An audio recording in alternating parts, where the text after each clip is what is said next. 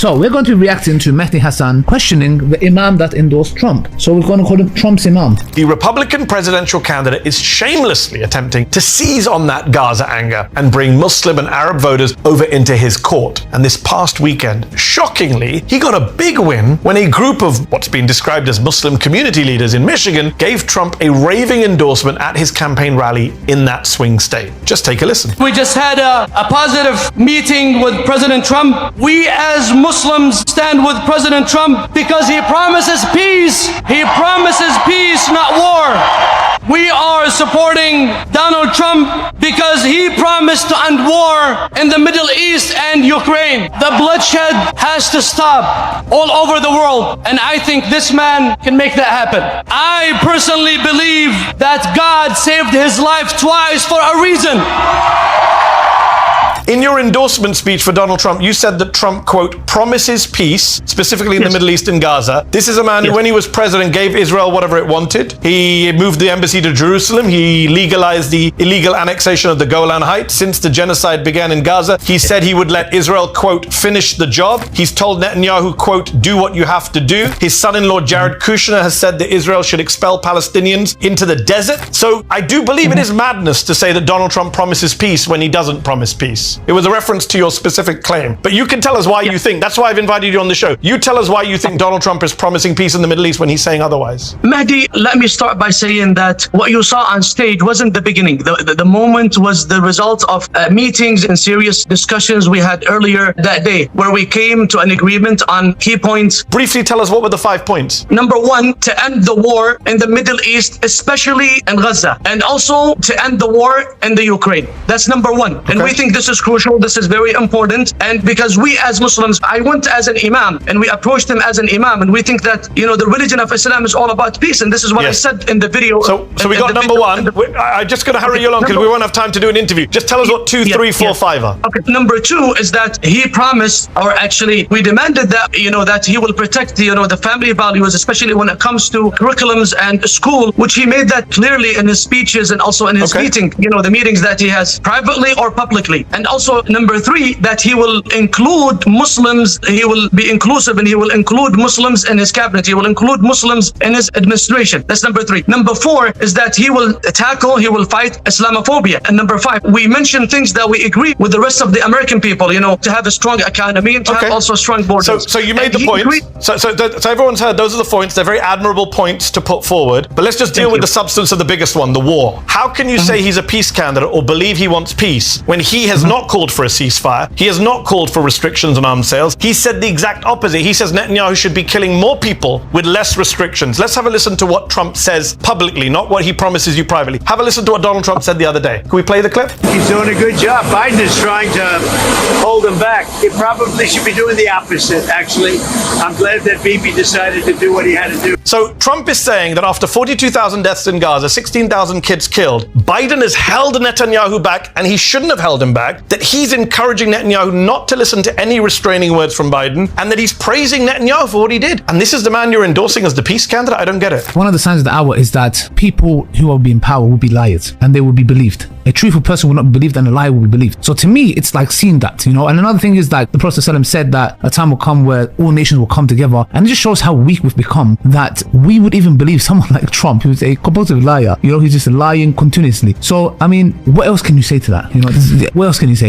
I think it's a very good lesson for us as well. Of course, we're supposed to, you know, love our leadership and respect them. However, it also goes to show that just because you're an imam, it doesn't mean that you're infallible. And it's very important that we're cautious with who we take knowledge from, and not just because he's got a beard, I found him in the mosque, or she wears a hijab, you know, they say inshallah and mashallah, therefore, you know, I can marry them, or therefore I should follow them, or therefore, you know, I can blindly just go behind what they're saying. I mean, not for average people. Yes, if someone's passed away and you know, their life is clearly in front of you, then of course follow away. However, if someone is alive and you're not paying attention, most of your time is spent at work, and you come and, you know, this is an example.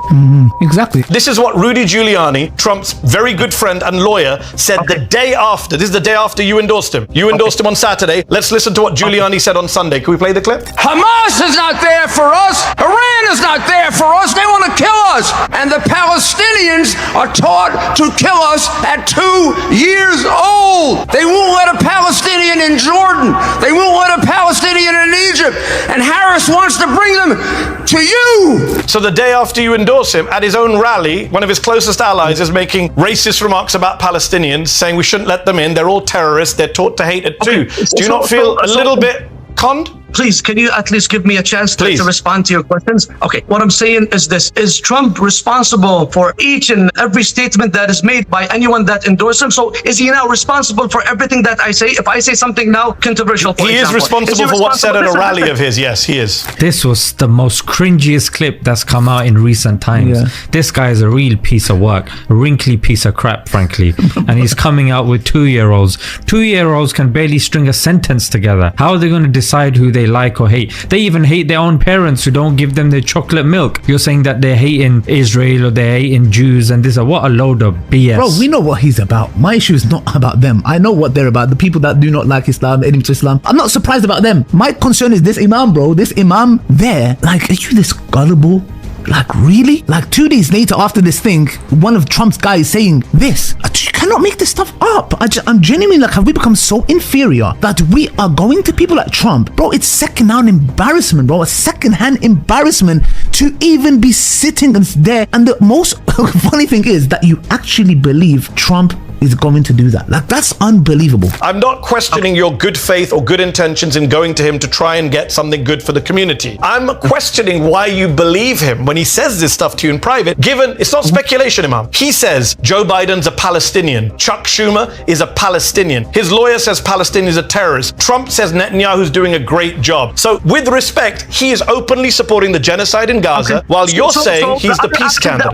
The other option that we have, now we're talking about words versus actions. Whatever you mentioned is valid, and I don't agree with the statements that you just mentioned. But and the other side, listen, the other side, there's actions. You're talking about the other side that I think that you're insinuating that we should be in the other camp. And the other I'm camp, not saying that at all.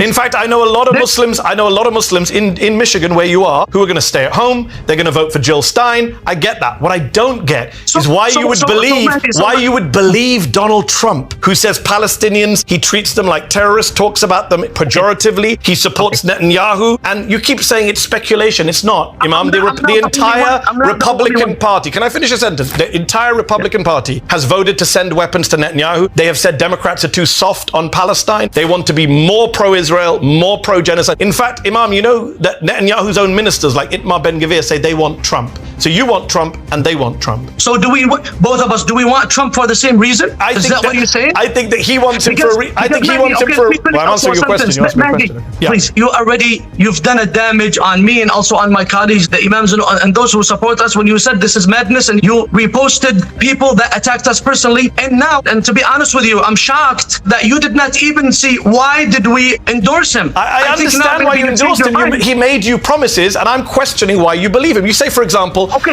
on. I've got to be able to ask a question. With respect, Imam, you said the 5 points. I let you read out the 5 points. One of the points was Islamophobia. I think you said one of the points was to fight Islamophobia. Yes. Donald Trump is the most Islamophobic politician I've ever come across in my life. He literally said Islam hates us. He incited hatred against Ilhan Omar and Rashida Tlaib, the only 2 Muslim women in Congress. They have to have 24/7 bodyguards because of what Donald Trump said about them. In what world do you believe he is anti-Islamophobia? He is the greatest purveyor of Islamophobia.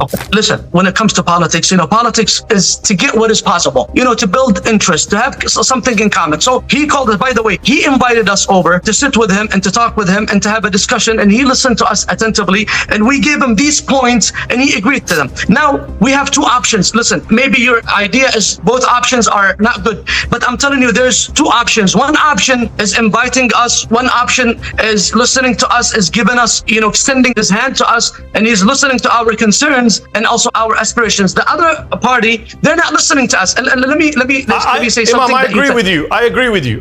the Democrats are not listening. 100% I agree. Can we agree? We agree the Democrats are not listening. But that doesn't mean that he's listening to you. Why do you not think he's just exploiting you for votes? He's using you, is he not? Why do you not see that? Are you not being a little naive with the greatest respect? Politics is all about interest, all about common interest. You give me something, I give you something. We give him endorsement. He's not going to stop being an Islamophobe because you vote for him, I can assure you. How do you know that? Do you know the unseen? You know now the alim of ghaib or something? Come on, man. What's that got to do with the unseen? Brother, it's simple. Yani, there's simple things you observe, bro. It's not a matter. It's not, you don't need to be a smart ass like, oh, you know what? Yes, the unseen. I've got some sixth sense.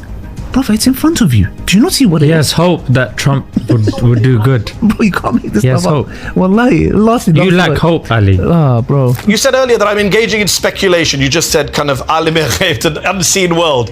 It's not speculation. We saw what he did in office. When he was in office, he didn't just support the oppression of the Palestinians. He supported the Saudi-led war in Yemen, which I believe is a country you're from. He oversaw its deadliest, most violent. It started under Obama, but he oversaw its deadliest, most violent year, 2018. Tens of thousands of innocent Yemenis were killed. A school bus in Yemen famously was blown up, 40 children killed by a US-made bomb. Less than a year later, Congress tried to stop the war. Trump refused. He bypassed Congress. He gave Saudi Arabia and MBS more weapons to kill Yemenis with. You are a Yemeni American. How do you vote for someone who has so much Yemeni blood on his hands? You know, Mehdi, with all the respect, I think that and I've watched your shows over and over. I think you think that Yemen is only Houthis. You have a problem, I didn't say a word about the Houthis. I said he blew up a bus of children. Can I finish? Listen. Well, please don't put words in my mouth. I didn't mention the Houthis. I said he supported the war in Yemen. Mehdi, come on, man. If you think that anyone who endorses anyone, that means he agrees with everything that he did and everything that he will with do respect, in the future. That's not what I said. I did not say you agree with everything he said. You said peace candidate. Listen, I'm only going on your words, Imam. You said he's a peace candidate. I'm saying he oversaw the war in Yemen, your country of origin. You're not allowing me. You already made your point on X that we are bad people. Please speak, but don't put words in my mouth. I won't put words in yours. Okay. I didn't mention Houthis. Okay. No, but you say no. But this is what's happening. Even you said one time. I think you said one time that if Trump wins in the presidency, this is what's going to happen also in Yemen. I'm telling you, 90% of the Yemeni people, they're not with the Houthis. I don't know what's your view on Houthis and all of that, but they're not with them. So you, for example, with respect, when Trump was president, I'm not talking about the Houthis. I didn't invite you to have a debate about the Houthis. Under Trump, do you deny that there was a massive humanitarian crisis in Yemen? You said you are a Yemeni. Yes. No. And I'm not dividing you into Sunni, Shia, Houthi, non-Houthi. I'm saying Yemen suffered massively under Trump and MBS. So please do not tell me that this is hypothetical. I watched Trump as president send weapons to a horrible war in which children died at record rates. You call him the peace candidate. How? In the Muslim countries, including Yemen, they were living in bliss in the time of Obama. And I never said that. This is all straw man. I'm asking about Trump.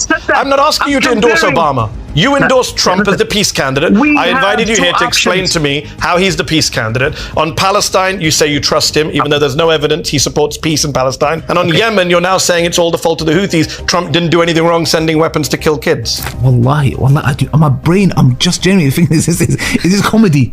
Is this comedy? I genuinely thought when the first thing happened, it's like some just random guy. He's not even a Muslim. It's just a random guy. It's an actual Imam. I mean, I don't want to fall into backbite. I'm just saying, this is unbelievable. This is unbelievable. And right, this one, man. He could be the guy who changes Donald Trump, and you don't even realize it. He thinks because we sat with him. I think he's fixed Donald Trump. Bro. He thinks he's fixed him. He thinks that. Yeah. That's the most naive part. He goes, how do you know that after he's spoken to us, he's going to be okay with the Muslims again? Brother, what do you offer him, bro? What do you think he cares about you? He kills your people. You're Yemeni. You're Yemeni, bro. And Mehdi Hasan rightly so just explained to you. He's the one who was funding the MBS and what was going on in Yemen. And now you're here. You can't make this stuff up, bro. Like I'm shocked. I'm speechless. I don't know what to say about it.